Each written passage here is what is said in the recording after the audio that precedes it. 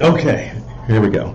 So, welcome to Living in My Body. My name is Ben Brown. I'm a New York State licensed massage therapist.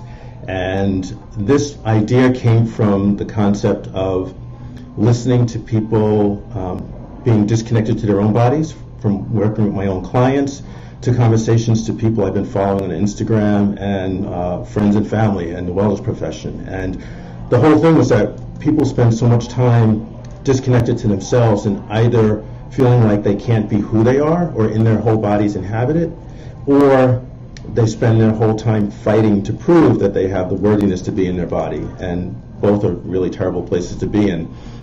So I've been having these discussions with people, just randomly trying to get better ideas on how I can be a better facilitator to help people live more fully in their body. And in the process, I've decided to have these conversations with other body workers. And excuse me, I just wanted to turn on the other thing. To have other people come in and join the conversation and give me their insights. So I'm speaking to different wellness professionals. I'm speaking to just laymen. I'm actually speaking to regular clients. Last week I spoke to a woman who had a double mastectomy. And so we're doing different things to basically have conversations on how we as people, as individuals, can live fully in our bodies and have a better life, and for really how the wellness community from different parts can come together and really support the group. So today I'm really excited. I have a guest who is a former adjunct professor at NYU Wagner Graduate School. She's also a graduate of NYU and Dartmouth College. She has a company called InStep Consulting, and she also has a wonderful program called Start Within. And I'm going to drag her over here, just like this. I'm going to drag her over here. Here comes Colette Ellis. Hey. What graphics. I love that, right? Cool. So one of the things I do want to say to the audience, definitely if you have questions or thoughts, we definitely want to hear about it. We want to have, it really is a conversation, it's a dialogue, not only between us but between you. And so we're hoping that if there's things that come up that you will join in the conversation and we can talk about it. So Colette. Hi. Hey, how are you? Well, welcome to CSI. So all of you, we're in the Center for Social Innovation right now, so excited that you could come and hang out with us. It's amazing. It's really, seriously, it's an amazing space. The first time she brought me here, I was just kind of drilling out the decor. Maybe you might be able to sneak a peek through the window there, but but if not, you should be here at the conversation. But anyway, definitely CSI. Is it open to the public at all, really, or not?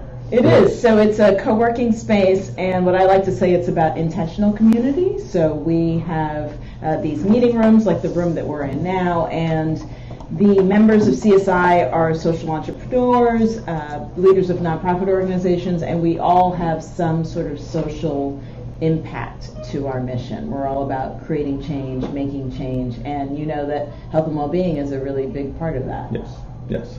Yeah. Actually, I remember seeing the Buddha booth outside, which I think was really cool. Yes. So. Hey, Francine, if you're watching. Yeah, I totally think they're really cool. I have to figure out how to get one in my house, maybe, or we can someplace. Talk about that. Yeah. So, but anyway, it's cool.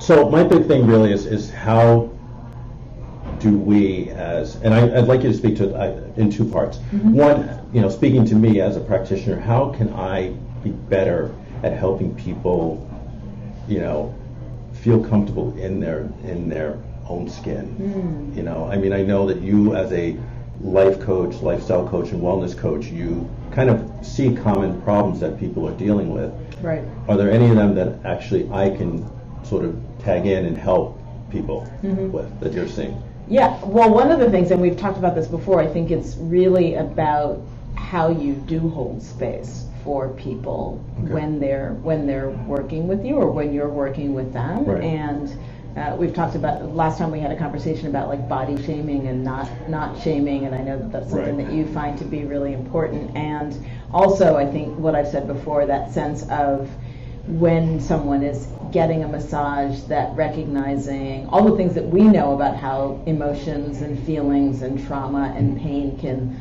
live in the body. Maybe sometimes people that are having that experience aren't aware of that. So recognizing that if something does come up, how you hold space for them while that's happening really changes the quality of not just the work that you're doing in terms of the massage, but their entire experience of it. True, true.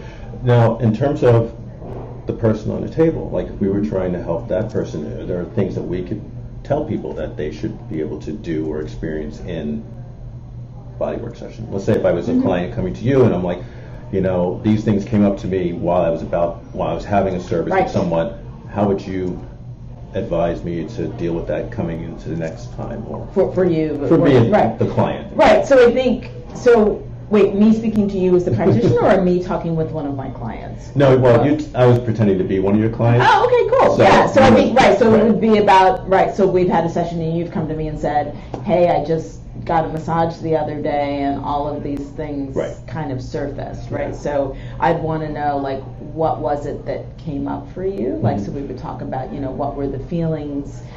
Where did you feel those feelings? Like, where did it seem to come up? Was it like chest or solar plexus? Really trying to get a sense of what the feelings came up for the person, where it came up, and you know, because it's happened to me personally too, where I've had release after massage, or I've had a release after Reiki. Like the last time it happened to me personally was I was getting Reiki head to toe, and then the person touched my right big toe, and that's when the release happened, and I felt the tears sort of come out. So it's like a matter of trying to really get a sense of when it was, where it was, and then being able, so the things that I work with clients around are EFT, emotional freedom technique, to help to, and we can do a little bit of that and share that with people that are watching. And also I use essential oils because different oils are connected to different emotions. And so it's really about, we like to say with tapping, it's like reducing the charge, so that you're thinking, it's not about forgetting that something happened, but it's about trying to lessen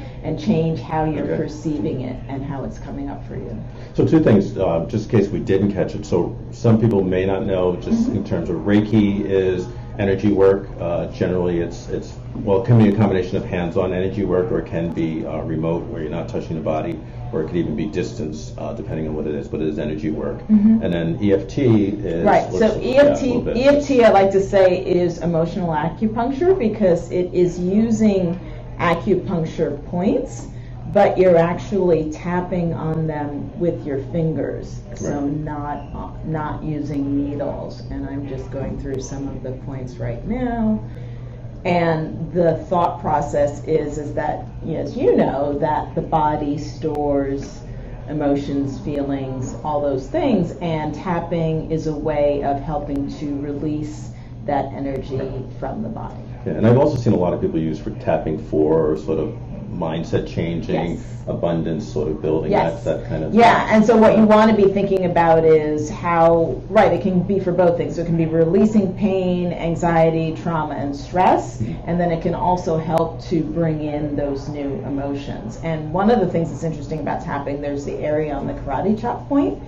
And so there's this sense, the karate chop point, right? And tapping here usually is how we start, and we do use something like a setup statement. So back to what we were saying earlier about not shaming people around their emotions. So if you're feeling stressed, it might be, even though I'm feeling really stressed about doing this Facebook Live with Ben. No, just kidding. Even though I'm feeling really stressed. I'm feeling stressed. Even though I'm feeling really stressed. Even though I'm feeling... I deeply and completely love and accept myself. Right. And so what's helpful about using this point is that it helps to release any kind of negative chatter, or the technical term is psychological reversal, which when people, if you've ever done affirmations and you feel like, I'm not really sure why it's not working, it's because there can often be the voice, the chatter on the inside that's saying no. So part of the psychological reversal in this tapping sequence is about acknowledging it. So I'm feeling stressed, and I'm still okay. I still love and accept myself. So I'm really excited. I see there's two massage therapists here that I highly respect. James, thanks for the heart. And Scott, I will answer your question personally. I'll DM you later on how to do that with the technical stuff.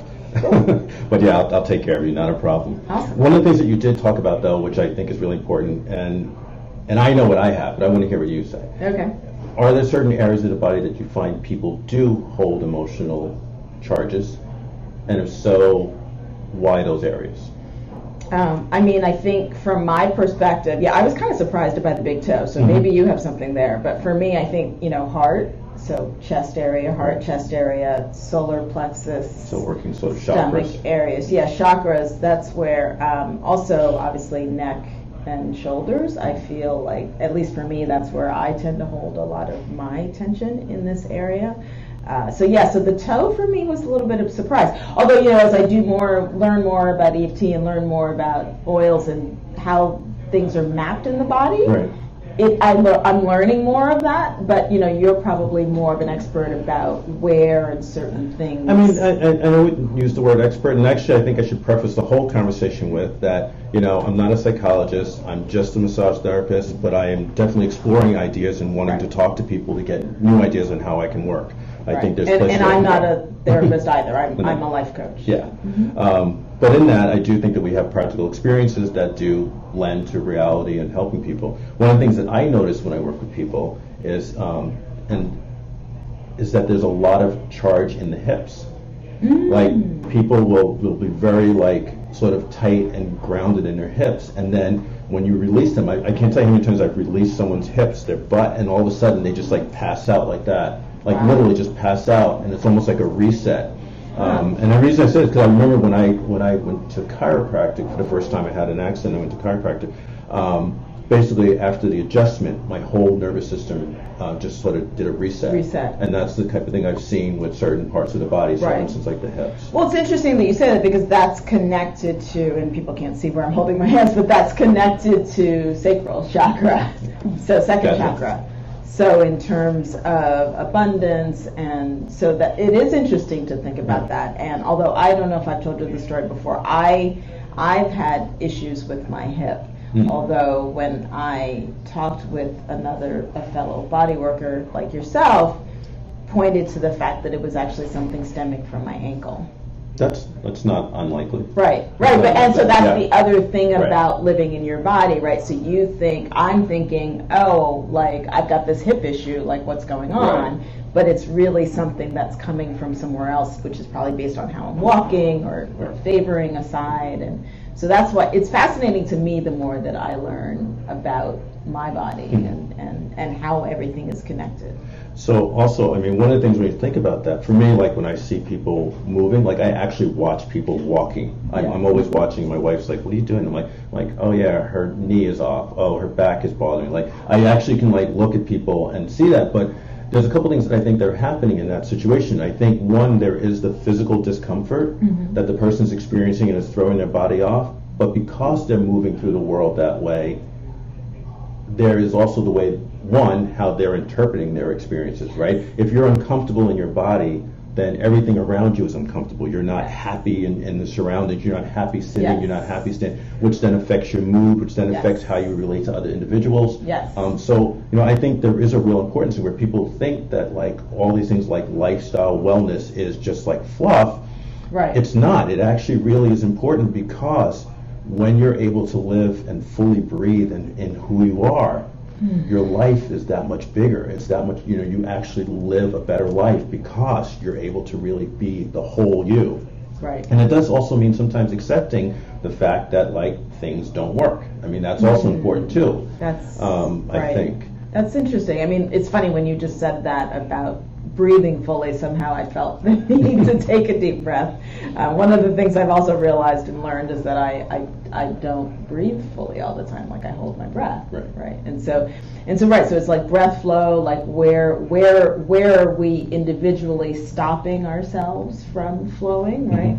And where are we, like you're saying, if you have a pain in an area, holding yourself in a certain way to either not feel the pain or lessen the pain, and then how does that impact everything else? Yeah, and I mean, it's interesting because, we've had this conversation, which I think is important, that why don't you tell us how you became a neck up survivor? Right. I call myself a former neck up girl.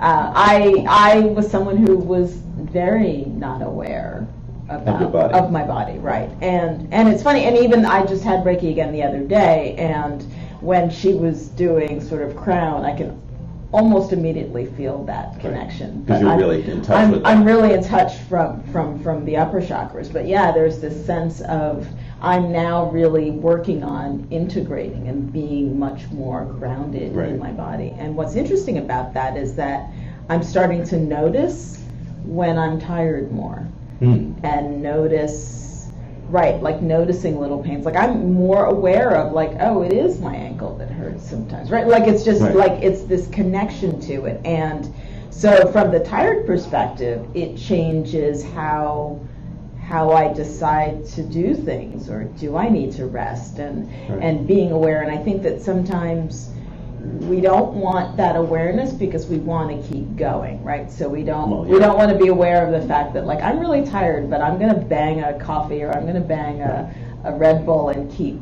driving through. And so sometimes I think it's a combination of not being aware at all, as well as kind of pushing it down so that you become less aware. Yeah. I think that's totally the case. I mean, I'm someone who, like, I am trying to do a lot, and I actually don't sleep a whole lot. So I'm usually up till like 1 or 2, and then I'm back up again at like 5 or 6, and then so it's like 4 hours. Yeah. And, see, sleep is sacred. I mean, sleep is sacred to me, really. Yeah, I'm getting those lectures. I'm trying to figure it out, but when you want to rule the world. In a healthy way. In a healthy way, like doing things like this, you don't sleep. But anyway, which actually, here's the other thing I was thinking about. Okay, so we experience the world through our senses, through our bodies, right? Yes. What's your viewpoint of people who dissociate themselves from their physical selves? How do we get people to realize that they're actually disconnected from their right. I mean, because I think that's part of the conversation. It's like, how do you get them to realize that? I think the challenge is right, and how can we potentially do it in a way when there's not an issue? Because when there's an issue, I think we get reconnected, right? Like, so for me, it is often that, oh, I feel a pain, or I'm much more conscious now to get into that space through breathing and connection without there being an issue. But I think sometimes it starts with an issue, or sometimes it could be, the positive might be, I went to a great massage, I had a great massage, and now I'm feeling like all of my, I remember also I had a Pilates experience where I went to a studio, and the woman was working with me on the reformer, which looks scarier than it is, but looks really scary to me. I don't know, I was really afraid of it. And one of the strange things, I don't know if I told you this before, I went into her studio, really nice space. We had the Pilates session. When I came back out to sit in the waiting area, I noticed like she had like oils, but I didn't smell them before. But somehow the work on the alignment, I was able to smell better. Like, so it's those kinds. For me, it's been those experiences of like, wow, like what am I really missing? What am I not? Or like even taste of food, like just different things, like becoming more aware of those things. Then I think it creates the curiosity for it. Yeah. So I mean, you're bringing up a couple of different things with me, and one of them is the fact of what we miss out by not being here. Yeah. And when we're in our heads and we sort of lose that presence of body, that there is that sort of moment where we lose sort of that connective consciousness to what's going on.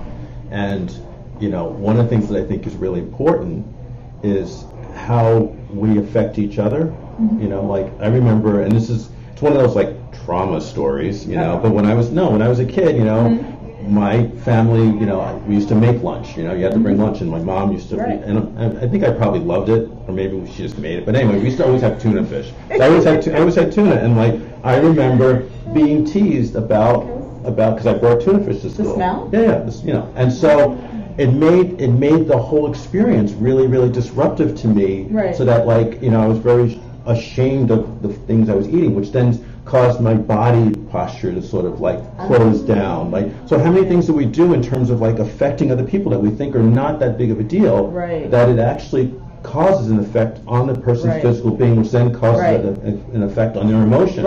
right? So there's all these things. Like for me, and I would say the positive thing from that experience is that I actually will try any food. Mm-hmm. I will try anything once, and no matter what's going on, I don't ever comment on people's food. Nice. I don't. Even when it's something that's lovely, I just don't comment because I don't know how they're going to receive it. And that's just my own bent because of my own experience. But that's what's going on. And what's interesting, so what came up for me when you shared that at the end was, I wonder, does anything happen when you smell tuna fish now? No. No. Not really. I mean, I think I'm conscious of the fact that it smells or it may smell, but I mean, I also think I've grown past it. So you've kind of cleared that issue. And the reason why I asked the question, tapping over my tuna. Yeah, but I mean, because I mean, and think of it, scent is a great. It connects us back to those memories. Totally. So it could be right. You never know, and that's why. And that's why it's interesting, working with oils or just other experiences, that people will smell something and it takes them to a memory and they're like, wow, how did I get there? No, it's really important. And thanks, Claire. I do agree that, breath work is so important. Yes. And meditation, which is actually, it's funny because even though I'm talking about tuna, I'm actually not eating meat, and I'm actually a huge meat eater, but I've been spending probably the last four months now, like meditating consistently, like really consistently. And then all of a sudden I woke up one day and I was kind of like, oh, I don't want meat today. And then it was like, okay, not tomorrow, and then it's now been like almost 5 months that I haven't eaten meat. But it's funny because we went for the summer and it was burger time, and I'm like, oh my God, I like that. But I survived the summer without a burger. That's not saying you can't eat meat, because I still love the smell. I just do you? Yeah, I do. I don't eat meat either. The one that's always interesting to me is, for some reason, bacon still smells good. I guess it's just because it's bacon. I guess it's bacon. Come on, it's bacon. Although I don't like when people put bacon in my Brussels sprouts, just so you know. Okay. Yeah, but no, that's interesting, and I do meditate nearly every day as well, and I do think the breath connects it all, right? So, and when you're having the massage, and how you help people to get into their breath more, right? Yeah, I mean, definitely that's a part of it. I mean, as a body worker, what I'm always looking for is I'm looking at where things aren't moving. I'm looking at where your body is sort of restricted, where you can't, fully function. And sometimes it's not really big things. It's actually really small things, and it's the details. Like it really is one of those things, like it's in the details, and it's in that. And it's really trying to find that connection with your body in order to let you find the release. Like I don't think that I do anything. I think what I do is I help you connect to yourself. And that's not to say that I don't move your body, but really it is about you finding that space to accept the fact that you can actually move forward. Yeah. Which is, and I think, and here's the thing, I think that's the funny thing is I think that's what everything is about. Right. I really do. I feel like I think that's what everything is really about, connecting to yourself and then helping to move forward and helping the next person move forward. Right. And it depends. Like for you, it's wellness coaching. It's talking people through and showing them, proper tools and exercises to have a better life. For me, it's physical. But if you get to the root of it, I honestly think that we're doing the same thing, just from different points of view. Yeah, and absolutely. I really believe that that's kind of what we do. Thanks, Lisa. I think it's a great topic too. We're going to be doing these for a while, so it's going to be cool. Yeah. But I think that's really important, in terms of seeing that. It is. And you were talking about the senses, right? So yes. oil. So here you had me thinking, because I created a massage for my old job, and it was all based on music. So, because of the senses, what we did was we actually, most of the time people have their eyes closed, their faces down, they're in the cradle. Right. So what we did was we put headphones on. Right. So they're buried in, they have headphones on. All they can hear is just the music, and the only other sense they get is just the touch. And the experience is so heightened because, they're really getting only really two senses coming through. Well, actually, they are getting probably smell too from the fragrances. Right. But basically, by shutting down other senses, we actually heightened other parts. And, and what it means to this is that they actually became more present, more in the moment, more living in their body. They actually get off the table feeling like, exhilarated. Like it was just like a real journey and experience. Right, so. right. So for me, with coaching and bringing in oils, it's a way of tapping into a different sense that beyond just thinking or talking through something, but it's that sense of connecting to the deeper emotion and accessing the body through scent.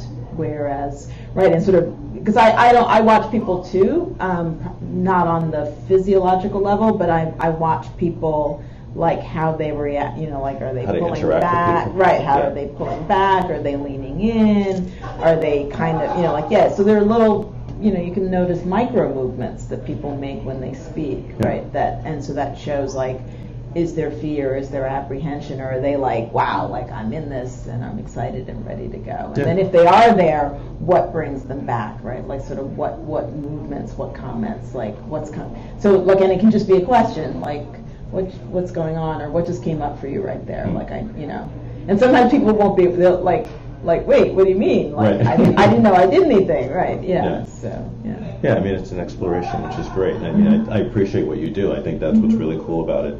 And sometimes I feel like you're talking to me like that too. Me? I always turn off those skills when I'm on it. Sometimes I'm like, she's coaching me. She's coaching me, but it's always it's always with love. So I don't feel intruded. I feel supported. But it's funny. So, you knew we were going to talk today, obviously. Yes, I did. What came up for you when I said I wanted to talk to you about body consciousness? What was there something that you felt like you wanted to get out, that if I didn't get to it or I didn't complain, that you wanted us to talk about? Just us having this dialogue behind the scenes and also on Anchor, it's made me even more conscious. So there's just the sense of when you start to think about it or talk about it, that's what happens. It just brings it to the front of your consciousness. Right. And I think the thing that I would say or reiterate again is wherever you are is where you are, and that's fine, right? And so never wanting anything that we're sharing or talking about to make people feel like shame or guilt or like all those emotions. It's just kind of like, if this brings up something for you, like, great, okay, now like what is it, and sort of how can you start to process it and deal with it. So like the whole start within, when you were talking earlier, it made me think of start within, which is going within and seeing what's going on and starting to create a deeper connection and I want to say like fondness, like how do we start loving ourselves more, right? Not shunning our bodies, not shaming our bodies, like really just being conscious and aware and accepting of all that we are. Yeah. No, it's great. I appreciate that. Jason, thank you. We love the title too. I love the title. And then Lewis is asking you, what oils do you use in your session? Oh, do I use in my sessions? I was curious too. I actually have to be honest. At the moment, I'm not really using oils. It's something that I'm about to. I have, teaser. I'm actually having someone who's building an oil brand for me. Oh. So she's actually building the whole thing. It's going to be start to finish. So thanks, Lewis. That's a nice little teaser. I can talk about it. Got it. But I will be in the future. But at the moment, I'm not really using anything in particular. I use Young Living oils in my practice. Yeah. So. I mean, there's a lot of different resources out there. Definitely, you want to find something that's ethical, something that works for your clients, that sort of thing. And maybe we can actually do a show on oils, specifically. But yeah, cool. I totally appreciate it. Just trying to think if there was anything else that I really wanted to touch on. No. I think the living in my body. Yeah, the hashtag is great, and I think it has so many different. It has like the obvious meanings, but there's sort of like underlying meanings of what does it really mean to live in your body and own your body fully. Yeah, thank you. I think it's important. Like I said, this came from literally, and I will credit these people. Like I've been watching a lot of discussion going on, obviously in social media about the current situations that are going on in Hollywood, et cetera, and I'm not going to talk about it because it's not my expertise.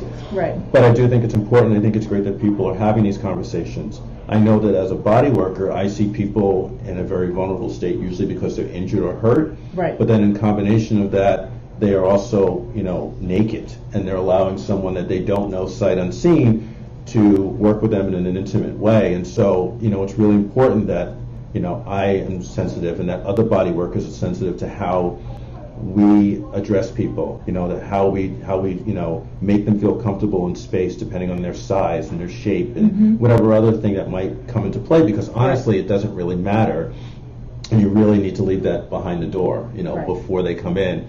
And we all have certain biases, but you have to learn how to, work professionally and make people feel comfortable, because that's the whole experience. Right. And one thing I would say, just something that you said that triggered something for me is, so as coaches, as body workers, recognizing when something does trigger us and being able to put that aside and deal with and clear those issues, so that each session is the client session, and go back and clear and go back and clear when you find something that doesn't work for you, exactly. But I appreciate particular people that I have been following, and they've really spurred these conversations in my head that have now been sort of spilling out, and I was like, these should be actually sort of public conversations, because I think that by having them, we actually sort of move things forward, and we really help people set a better tone. So that's it. One thing, it's just I should have said it when we were saying about how you're feeling, how when I'm feeling pain, so if I'm feeling pain, that impacts how I treat you. And so with all the things that are going on in our world, thinking about, and that can be physical pain, that can be emotional pain, there's that saying, hurt people, hurt people. Yeah. So it's just another layer to all of what's going on, and sort of all of us being aware of that, of where we are with our own pain, and having, empathy and compassion for others in their pain. Absolutely. Yeah.